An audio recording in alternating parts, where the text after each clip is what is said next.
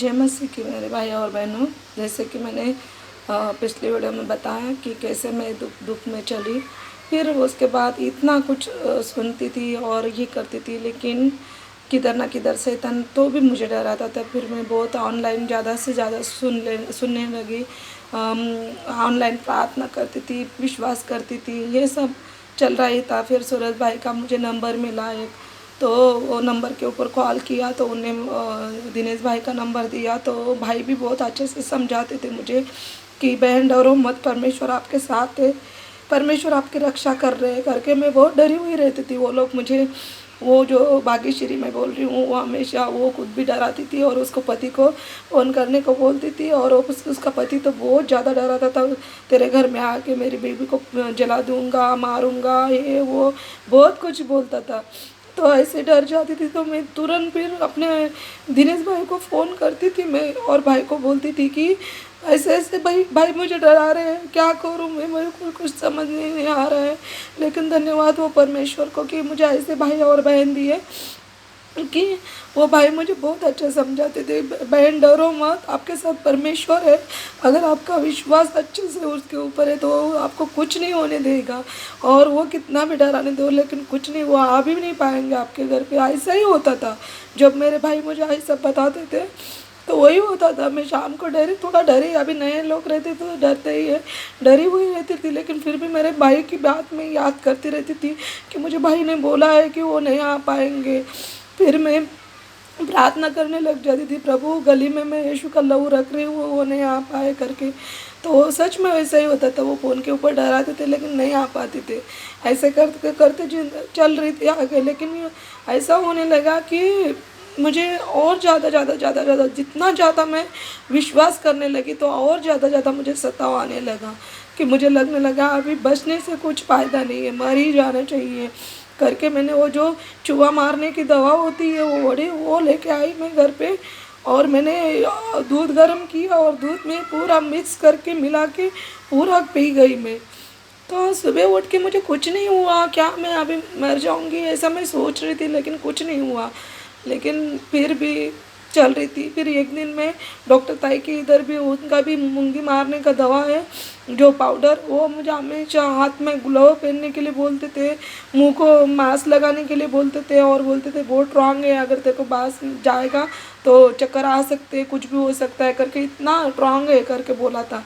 फिर भी मैंने कितना ज़्यादा लेके वो चाय बनाया उधर, एकदम गाढ़ा चाय बना के वो चाय में डाला तो पूरा काला काला हो गया। फिर भी मैं इतनी उबक गई थी कि मुझे कुछ नहीं समझ में आ रहा था। अपना माँ बाप नहीं है, खुद के कोई संभालने वाला नहीं है, पति तो ऐसा है तो किसके पास मैं अपना दुख बांटूँ करके, अभी मरने से बेहतर ही है, मरने से ही अच्छा है करके बोल रही थी।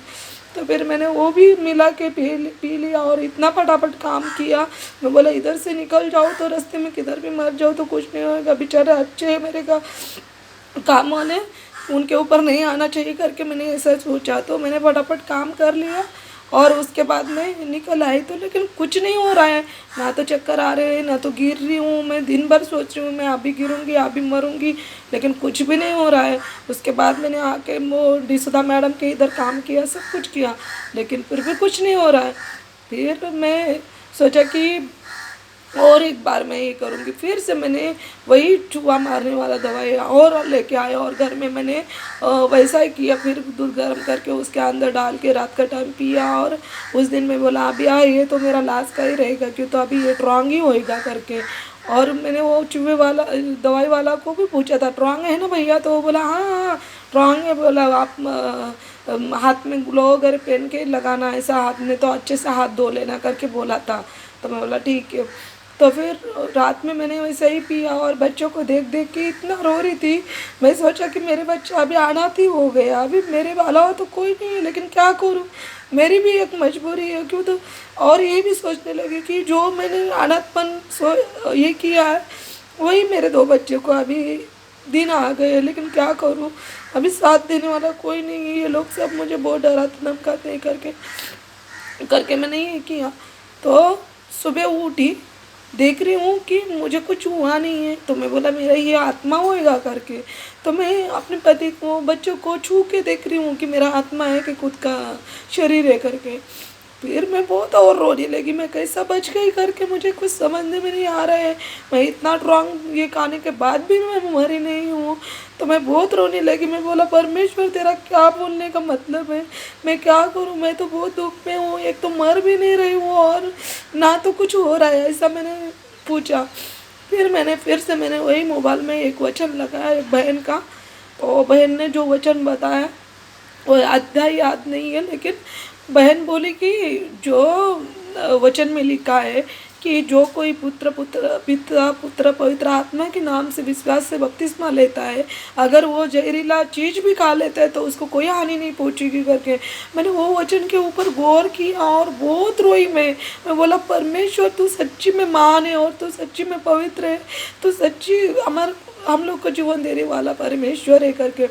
मैंने इतना रोई, फिर से मैंने प्रार्थना किया और मैं बोला परमेश्वर मुझे क्षमा कर कि मैं खुद मरने की कोशिश की। अभी इधर से आगे तेरे ही हाथ में मेरा जीवन है और तू जो कुछ करेगा वो तेरे ही मर्जी से होएगा, इसके अलावा मैं अभी कभी मरने की कोशिश नहीं करूँगी करके मैंने बोला। फिर ऐसा ही दिन ये होते गए, फिर मैं अगले वीडियो में बताती हूँ। हाँ मैं